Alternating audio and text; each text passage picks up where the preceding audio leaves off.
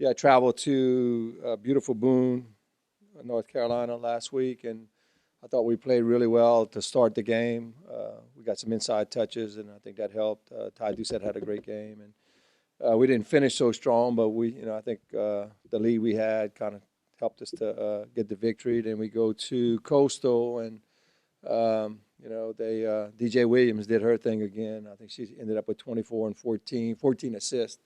But even at the end of the game, with 2 minutes left, you're down by four and you have opportunity to win. I think we were down by 13 at half, came out in the third and took the lead going into the fourth by four, and really had an opportunity to close it out and didn't. I thought we played extremely well at times. We shot the ball. I mean, anytime we shoot over 40%, it's usually a win, and I think we shot 44%. 79% from the three, the third, and just fell a little short, but we feel that we can compete with the top of the league, and we're just kind of ready to go into this week. This week will be big for us. If we can close it out, I think we have a great opportunity to host next week for the first two rounds of the tournament. Questions?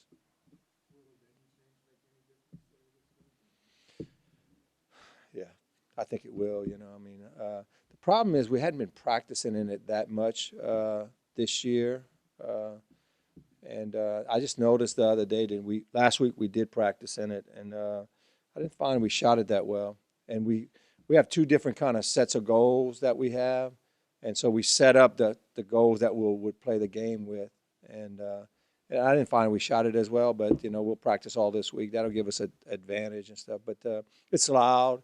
It's going to be hard for players to recognize and to communicate with their coaches and all that, especially if there's a band that shows up on Thursday. So, yeah, I think it's an advantage, and something that I don't really enjoy playing in as a Division I coach, but hey, it is what it is. And country music wins out. Coach, what are you doing? You said the noise may play a factor and everything like that. Are you guys, what's the game plan for this week heading into the game to better prepare yourself and the team for that? Well, what we do is, and I mean, today we will. Coach Val Weezar is in charge of the offense, and we talked about we're going to run a lot of motion offense and stuff like that, and so we'll have a number system, and the kids will understand it. So I think it was kind of like when we went to UTA and they had the education game. It was really loud, and we didn't do as well as we thought we would, and I don't think we were as prepared. But this time we're going to prepare a little bit differently, especially on the offensive side.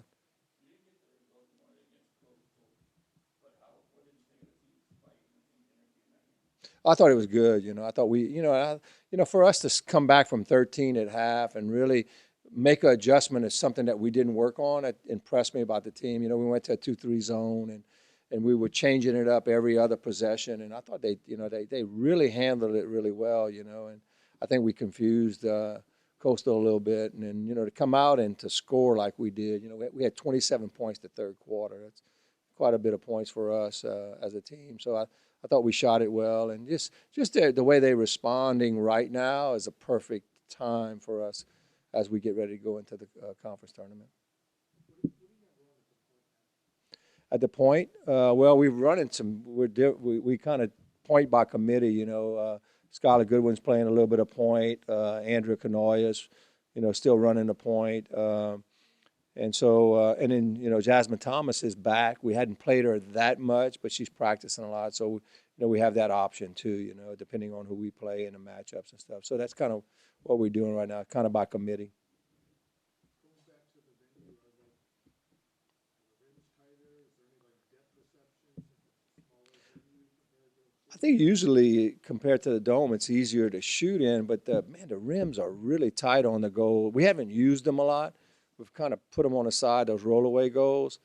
And I didn't notice that the rims were really, really tight. You could kind of tell the last week of practice it was. So, yeah, it might be a little bit tougher. Does it make you want to pound it inside more? Well, I think, for us, UTA is difficult. They do a pretty good job of guarding inside. I think we'll have to kind of take advantage of our motion offense and try to get some outside shots and actually penetration. We're hoping that we can be aggressive going to the goal to get fouled too. Coach, the experience that your young team has been getting has led up to a critical part in the season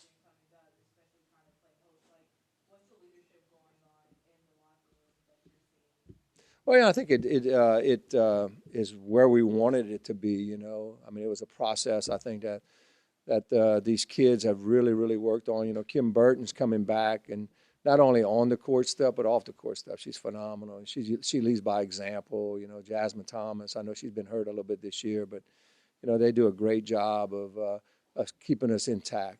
I think that's a big difference in our team playing as well as we are right now, coming out shut because of the leadership between those two kids. Do they seem nervous, or do they seem like they're ready for the call just because it is a big difference from last season? I think they're ready. You know, I think the experience that we had last year, and you know, the struggles that we had, prepared us for this year. And I think the consistency that we've been kind of wanting is starting to show up. We're being more consistent at what we do and getting better at what we do. And I think that just kind of adds to all the struggles that we had last year till this year. You know, so it's been a pleasure to coach, to see them grow. And I mean that's why we coach. You know, you want these young ladies to grow, and they have.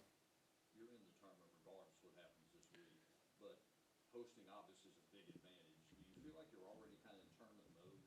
Yes, you know, I didn't tell a lot of people this. You know, when I met with the team when we were down to our last 4 games, we using this as the tournament. You know, hey, you know, these last 4 games, we'll probably meet up with, you know, Coastal or UTA if we do get to the semifinals. And so let's use this to see the mistakes that we make and the things that we can really do good on these last 4 games. Because to win the championship, you're going to have to win 4 games, whether you host or not, especially where the only positions that we can finish is 4th through 6th. We can't finish worse than 6th, and we can't finish better than 4th.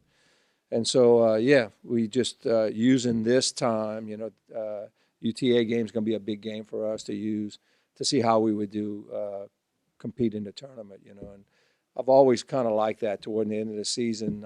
For us, we always kind of show up, you know. I remember being an 11th seed my first year here and winning a first-round game against a 5 seed. You know, it's like you can throw the seeding away. I don't care how you try to fix the tournament, you can't fix it.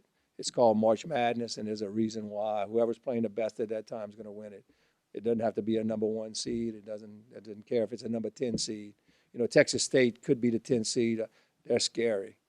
You know, I tell you what, I wouldn't, as if I would be the 5, or they'll play the 3rd seed. That'll be a tough matchup. Piggybacking off of what Dan just said, what did you learn from your team this past road trip against App State and Coastal? Well, you know, it showed that when we do play as a team, especially on the defensive side, that we could be really good. You know, I mean, we held the number 1, or one of the better teams in the conference when we played at App State on the road to 6 points. You know, a quarter. I mean, that's pretty good. And it wasn't no fluke neither. I mean, they just had tough times getting shots off with all the pressure. And you go to Coastal and, you know, you hold them to 9 in the 3rd quarter, you know, just by switching up a defense, you know. So we have the ability, you know, it's just if we can, again, that word consistent. Can we be consistent at what we do? I think it'll be important.